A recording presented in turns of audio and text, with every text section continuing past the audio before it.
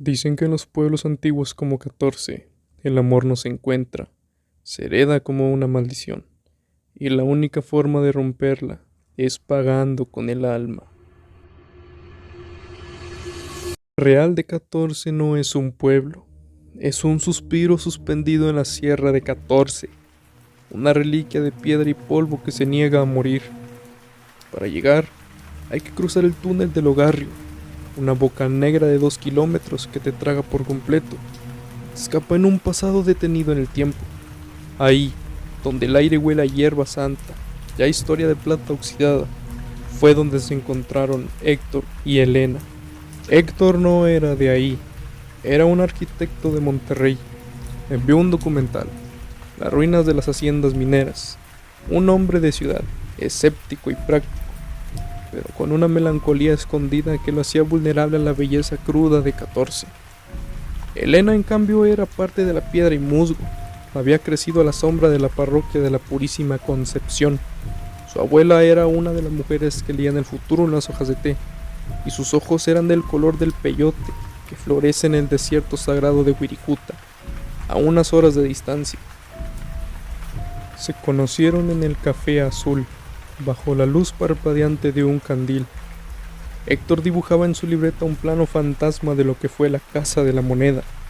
Elena servía el café de olla, sus manos ágiles y sus movimientos lentos, como si midiera el tiempo de una forma diferente. Esos muros no se sostienen con cemento, señor, dijo Elena una tarde, apoyando la taza humeante. Se sostienen con la codicia de los viejos mineros y sus promesas rotas. Héctor, alarmante, fascinado por su franqueza. ¿Y qué hay de mis promesas, las que aún no he hecho?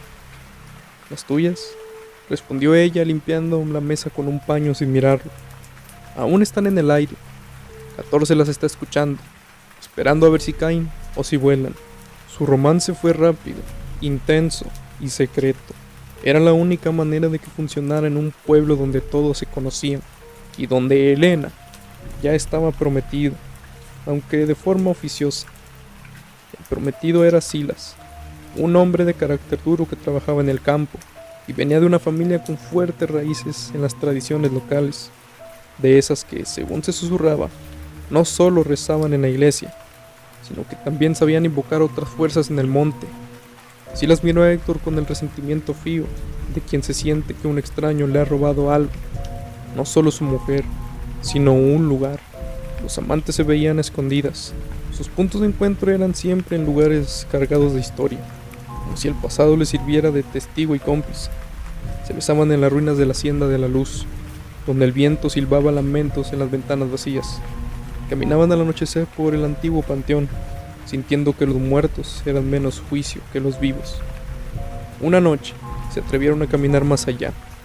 Subieron hasta el Cerro del Quemado, el lugar sagrado de los huicholes. El aire gélido, pero la vista de la Vía Láctea sobre el desierto era sobreacogedora. Mientras se abrazaban, Elena se paró de repente, con el rostro pálido y los ojos muy abiertos.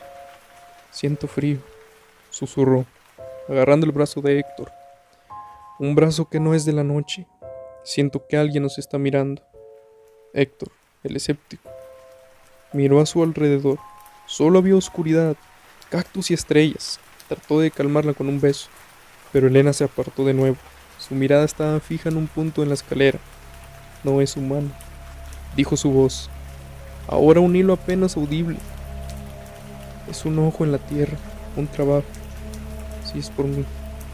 Héctor la tomó de la mano sintiendo que un escalofrío que no era del viento le corría por la espalda. No había nada que ver, pero el peso de la historia y las suspensiones de Real de 14 se habían posado sobre ellos, palpable y helado. El amor en 14 no solo era entre dos personas, era entre dos personas y las fuerzas antiguas que habitaban la sierra, y esas fuerzas ya habían notado su presencia. El escepticismo de Héctor comenzó a erosionarse como la plata vieja. Desde aquella noche en el Cerro del Quemado, el silencio de su posada se había roto. No solo ruidos, sino una sensación opresiva, como si el aire dentro de su habitación se hiciera denso y pesado. Una noche despertó de golpe. El frío no venía de la ventana, sino de la base de su cama. En la oscuridad, juró ver una sombra agachada junto a sus pies, una forma humana distorsionada que parecía estar revolviendo algo en el suelo. Intentó gritar, pero su garganta estaba seca y paralizada. Cuando subió el interruptor, la sombra desapareció en un parpadeo. Lo único que encontró fue un puñado de tierra seca y ceniza esparcida bajo su canto, mezclado con unos cuantos cabellos negros muy cortos que no eran suyos. Era una imagen tan vívida y perturbadora que lo obligó a pasar la noche sentado, pegado a la pared, con la escopeta que había comprado en un puesto de antigüedades a su lado, aunque sabía que no dispararía contra un fantasma. Al día siguiente, mientras revisaba su trabajo de campo en una de las antiguas haciendas, se encontró cara a cara con Silas. El hombre estaba de pie, observándolo desde el umbral de una bóveda derruida. Su mirada no era de celos comunes, era de una certeza absoluta, como si Héctor fuera solo un estorbo temporal. Usted es el forastero que se cree que puede llevarse lo que no le pertenece, ¿verdad? La voz de Silas era un gruñido bajo. Héctor sintió un impulso de responder con sarcasmo, pero algo en los ojos de Silas, una mezcla de dolor y poder, lo detuvo. Elena me eligió a mí, Silas. Los papeles y las promesas no valen cuando hay amor. Silas dio un paso adelante, y por primera vez, Héctor notó el colgante de cuero negro que llevaba Silas, con una pequeña piedra rojiza que brillaba bajo el sol. En este pueblo, forastero, el amor no es una elección, es un trato, y los tratos se pagan, con la vida o con el alma. Usted ya está caminando sobre el polvo de su tumba, se lo advierto por última vez. Héctor buscó a Elena desesperadamente. La encontró en el jardín principal y la llevó a las ruinas del teatro, un lugar que les brindaba la privacidad de un secreto a voces. Le contó lo de la sombra, la ceniza y la advertencia escalofriante de Silas. Elena no se sorprendió, solo apretó los labios con una profunda tristeza. Silas está haciendo un trabajo contra ti, Héctor. Está yendo con doña Faustina, la sombra del desierto, susurró Elena, con el nombre sonando como una maldición. Ella vive a las afueras, cerca de Matehuala. Nadie que va con ella regresa intacto. Héctor sospechó, tratando de aferrarse a la lógica. Elena, por favor, esto es una superstición. Es un hombre celoso que me está intimidando. No lo intentes. Elena lo tomó de la cara, sus ojos llenos de lágrimas. Lo que nos une a Silas no es solo un compromiso, es un amarre familiar. Un trato de que su familia le hizo a la mía hace casi 20 años, cuando las minas se cerraban. Elena le explicó la historia con la voz entrecortada. Mi abuelo estaba enfermo, y la familia de Silas, que siempre ha sabido de cosas, de la tierra, de los animales, les prometió ayuda, prosperidad, a cambio de que mi abuela jurara que la primera nieta, yo, me casaría con el primer nieto, Silas. Era una forma de atar la suerte a la tierra. Mi abuela, desesperada, aceptó. Ella lo llamó la promesa de la Purísima. Pero era un pacto. Y ahora, continuó Elena con un nudo en la garganta, como intento romper la promesa por ti, Silas está usando a Faustina para forzar la voluntad de ese pacto. No es solo un hechizo de amor, Héctor. Es una deuda antigua, y la deuda se está cobrando con tu paz, y pronto en tu vida. Necesitados de respuesta, se dirigieron al mercado, buscando a una curandera menos oscura, a alguien que pudiera interpretar la situación. Encontraron a una mujer anciana, de nombre Inés, vendiendo hierbas y ungüentos. Elena le mostró a Inés la descripción de la tierra y los cabellos de ceniza que Héctor había encontrado. La anciana se acercó, olió un poco de ruda que tenía en un mortero, miró a Héctor con una serenidad que helaba la sangre. Es un trabajo de enterramiento, sentenció Inés con su voz áspera como la tierra seca. La intención es meterlo en la tierra antes de que su tiempo llegue. El amarre de su mujer es antiguo, señor, muy antiguo. Para romperlo, no basta con rezos. Inés sacó 3 cartas de una bolsa de manta y las puso sobre la mesa. La torre, el diablo y la muerte. El que hizo este trabajo es fuerte. Está usando el túnel, el gran portal del pueblo, para mover su energía. Usted debe irse, le dijo Inés a Héctor. Salga del pueblo por el túnel del Ogarrio, pero no mire atrás. Si lo detiene, el pacto lo reclamará. Usted es la ofrenda que necesita la tierra para cumplir su promesa. Héctor vio la desesperación en los ojos de Elena. En vez de sentir miedo, sintió una rabia ardiente. No iba a huir. No iba a dejar a Elena atrapada en una deuda que no era suya. La promesa se había convertido en una maldición y él juró que la rompería. La advertencia de Inés y la confesión de Elena habían terminado con el Héctor escéptico. Lo que estaba viviendo no era lógico. Era una guerra librada en un plano que nunca había reconocido. Su amor por Elena, en lugar de miedo, lo llenó de una determinación feroz. No iba a dejar que un trato ancestral y la envidia de un hombre le robaran su futuro. No me iré, le dijo Elena tomándolo de las manos. Si Silas usa brujería, yo buscaré la manera de romperla. Si esta maldición vive en la tierra, la desenterraremos juntos. Elena lo miró con los ojos llenos de miedo y admiración. Héctor, no sabes contra qué te estás metiendo. La magia de Faustina es oscura, está ligado a los entes del desierto, a lo que no tiene nombre. Ignorando las súplicas de Elena, Héctor empezó a indagar. Dejó de lado sus planos arquitectónicos y se dedicó a investigar los rumores. Preguntó a los viejos mineros, a los vendedores de la plaza, a todo aquel que estaba dispuesto a hablar de doña Faustina, la sombra del desierto. Descubrió que la bruja no vivía en Real de 14, sino a varias horas de camino en el desierto, cerca de la frontera con Matehuala, en un rancho aislado. Se decía que su poder radicaba en las malas aires de la zona y que sus trabajos más potentes requerían un objeto personal de la víctima y un ritual en un lugar de tránsito, como un cruce de caminos o el más poderoso de todos, el túnel del Ogarrio. Esa noche, el primer síntoma físico de la maldición atacó a Héctor. Estaba durmiendo en su posada cuando se despertó con una fiebre abrasadora. Sudaba frío y sus huesos le dolían como si la misma tierra lo estuviera comprimiendo. Mientras jadeaba, notó algo extraño en la mesa de noche. Ahí, sobre su libreta de planos, había un pequeño botón de hueso que faltaba de la camisa favorita que usaba para sus salidas con Elena.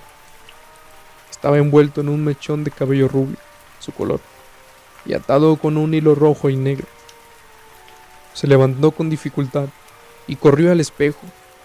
Su reflejo era una máscara de dolor, pero lo que lo aterrorizó no fue la palidez, sino el punto negro que crecía lentamente en su pecho, justo encima del corazón, como si algo debajo de su piel estuviera pudriéndose.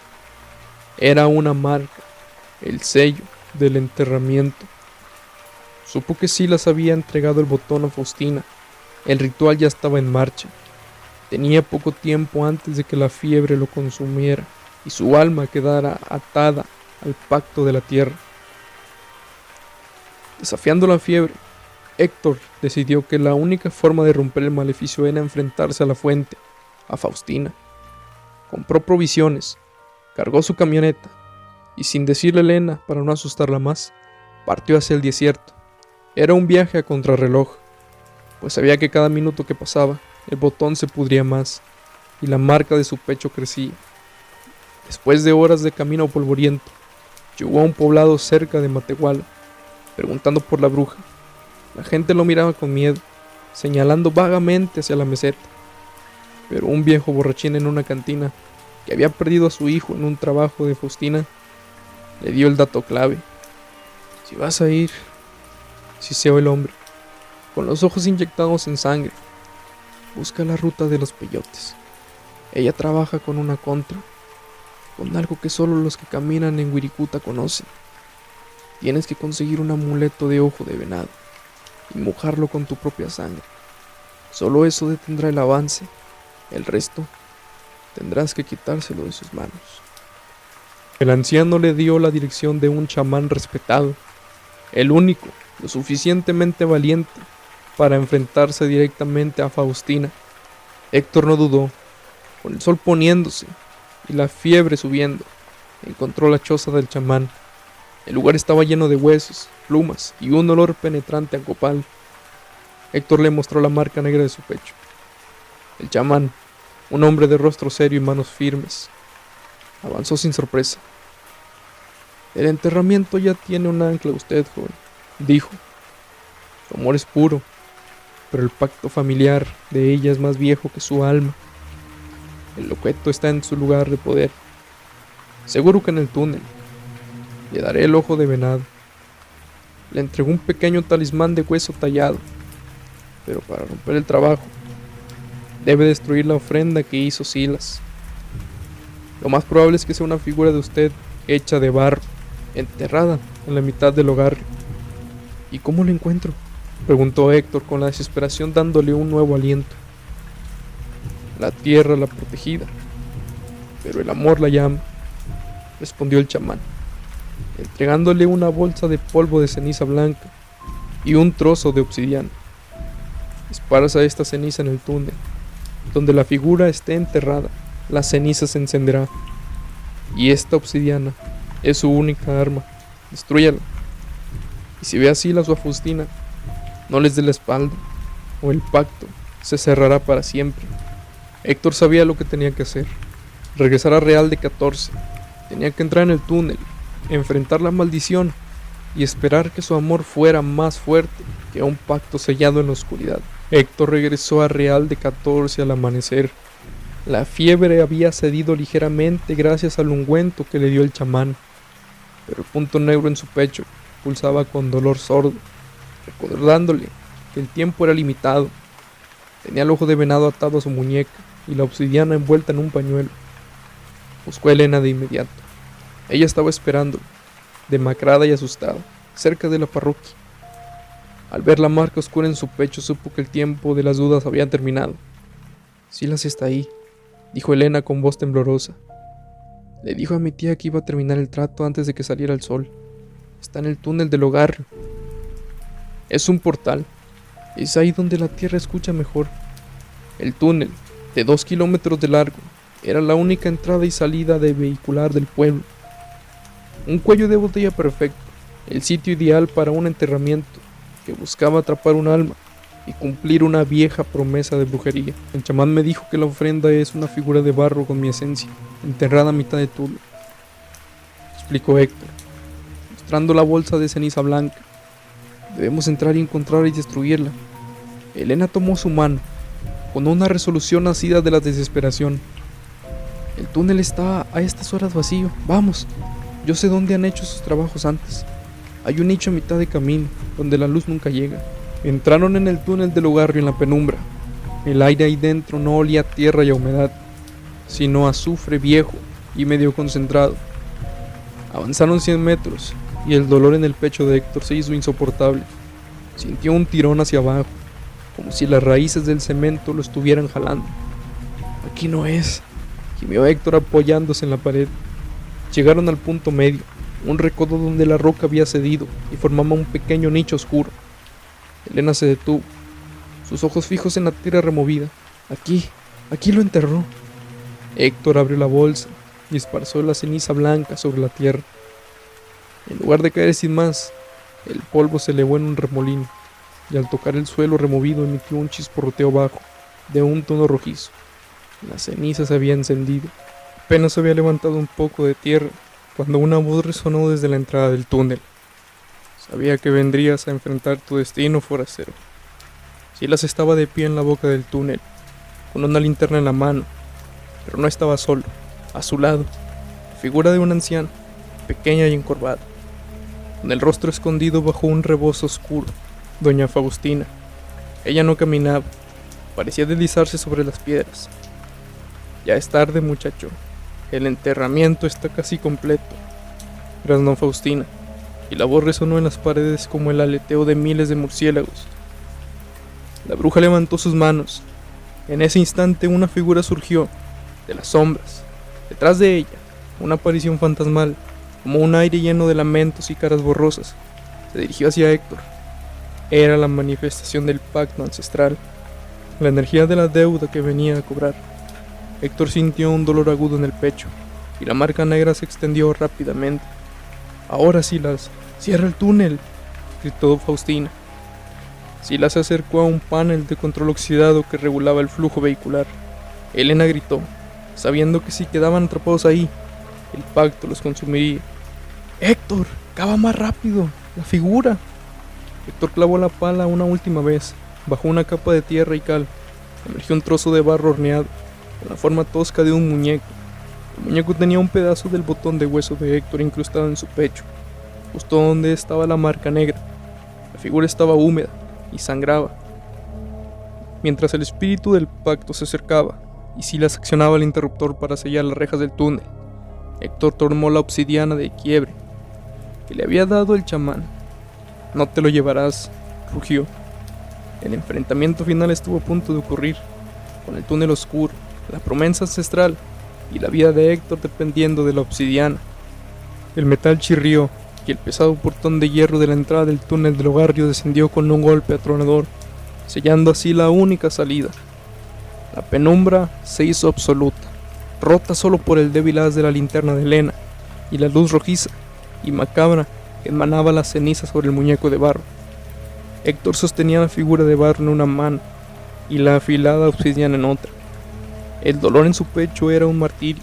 La marca negra cubría ya gran parte de su piel. El fantasma del pacto, un remolino de energía oscura, y caras distorsionadas se abalanzaban sobre él. Intentó fundirse con su cuerpo. Silas se acercó a paso firme, su rostro reflejando una satisfacción cruel y absoluta. «Se acabó, forastero. El trato es más fuerte que tú, más viejo que tu amor. Mi familia tendrá a Elena, y la tierra tendrá tu alma. Faustina, hazlo». Faustina alzó un cuerno de cabra seco y comenzó un cántico gutural, una lengua que parecía ser antigua como las montañas de Real de 14. Al ritmo del cántico, la figura de barro en las manos de Héctor comenzó a palpitar, y él sintió que su corazón imitaba ese ritmo enfermizo. Héctor levantó la obsidiana. Sabía que debía romper el muñeco, el ancla del enterramiento, antes de que el espíritu del pacto lo atacara. Con un rugido de dolor y desesperación intentó hundir el filo de la roca negra en el barro, pero el muñeco se hizo duro como el hierro. El dolor era tan grande que sus músculos se debilitaron. Su mano tembló. «No puedes. La voluntad de tu amada debe estar con el pacto para que éste se rompa». Se mofó Faustina, y de repente su mirada se fijó en Elena. «Silas, amarra a la muchacha. Que ella vea cómo su amor muere en la oscuridad». Silas se lanzó sobre Elena. Ella forcejeó, pero él era más fuerte. La inmovilizó, obligándola a mirar cómo la manifestación oscura se acercaba a Héctor. En este momento, Elena, con lágrimas corriendo por su rostro, gritó una frase terrible que detuvo en seco a Silas y a Faustina. «El pacto no se cumplirá con mi cuerpo, se cumplirá con mi sangre si es necesario». Elena se liberó un instante y con la rapidez de un rayo se desató el ojo de venado de la muñeca de Héctor y se lo lanzó. El amuleto no era para él, eran para ella. «Héctor, el trato de mi abuela era que el alma de la primera nieta se atara al pacto, asegurando que la prosperidad del desierto. No especificaba que ese alma debía estar viva», gritó Elena, su voz resonando con una claridad desgarradora en el túnel. Tomó la obsidiana de la mano de Héctor y la clavó, no en el muñeco de barro, sino con una decisión escalofriante, en el punto negro que marcaba el enterramiento, en el pecho de Héctor. La acción de Elena no fue para herirlo, sino para liberar la energía atrapada. La obsidiana, al tocar la marca, actuó como un disparador, una luz blanca, cegadora y violenta. El aire fantasmal que iba a poseerlo se detuvo, confundido, y retrocedió violentamente. Héctor cayó al suelo, respirando agitadamente. La marca negra se había ido, pero el dolor era inmenso. Elena giró el rostro hacia Silas y Faustina, y en su mirada no había miedo, solo una fría convicción. «El alma que se debía es la mía, Faustina. y el pago ahora, para liberar el amor que es mío. Mientras Silas la miraba, paralizado del horror, Elena tomó el muñeco de barro, lo abrazó con una ternura mórbida, entonces tomó la obsidiana, con la misma determinación que había liberado a Héctor, se la clavó en el pecho, justo donde debería estar la marca del pacto. El efecto fue inmediato y catastrófico, un grito desgarrador, mitad humano, mitad eléctrico, brotó de la figura de barro y de la boca de Elena. El muñeco se desintegró en una nube de polvo que olía a incienso y azufre. La luz blanca se mezclaba con una torre de oscuridad. El espíritu del pacto, que antes quería Héctor, se abalanzó sobre Elena. Ella no luchó, lo abrazó, y al hacerlo, el espíritu oscuro se encontró con un alma dispuesta, pero también con el ojo de venado que llevaba puesto, que actuó como un embudo, absorbiendo y neutralizando la energía ancestral. Faustina gritó, no por rabia, sino por una pérdida aterradora. Su fuente de poder, el pacto que la había alimentado por décadas, se había roto de forma irreversible. Silas solo pudo ver con los ojos vidriados cómo la mujer que amaba se convertía en el puente entre la vida y el fin de la maldición. Cuando la luz y el polvo se dispersaron, Elena yacía inmóvil, su rostro en paz. El pacto se había cobrado con su precio, pero había liberado a su amor. Silas, vencido por la culpa y el dolor, se desplomó. Faustina, despojada de su poder, se desvaneció en el nicho oscuro del túnel. Su risa, ahora un eco patético y débil. Héctor despertó horas después del funeral, a pie del Cerro del Quemado. Recordaba poco, solo el abrazo final de Elena. Las autoridades nunca pudieron explicar su aparición, ni el inexplicable cierre del túnel del Ogarrio durante la madrugada. Silas fue encontrado catatónico, vagando por el desierto de Matehuala. Nunca volvió a hablar, solo balbuceaba un nombre, Elena. Héctor se fue de Real de 14, llevándose solo la obsidiana y el ojo de venado, ahora manchados de sangre. Sin embargo, una parte de él se quedó atrás, en la oscuridad eterna del túnel del Ogarrio. Hoy, si viajas a Real de 14 y cruzas el túnel, la guía te contará que el lugar tiene una mala vibración a mitad de camino. Si apagas las luces del auto, algunos viajeros dicen escuchar un susurro tenue y melancólico, como si una mujer te estuviera pidiendo que te quedes con ella. Y justo al lado del nicho, donde Elena hizo su sacrificio, la tierra siempre está un poco removida. Y dicen que si dejas una flor de papel o una moneda de plata, el susurro te dirá: el amor paga deudas, pero la tierra nunca las olvida. Si te gustó el relato, no olvides darle like y suscribirte al canal. Recuerda ver bien donde nadie escucha. Esto fue Oscuridad Integrada, presentado por Ángel Gómez.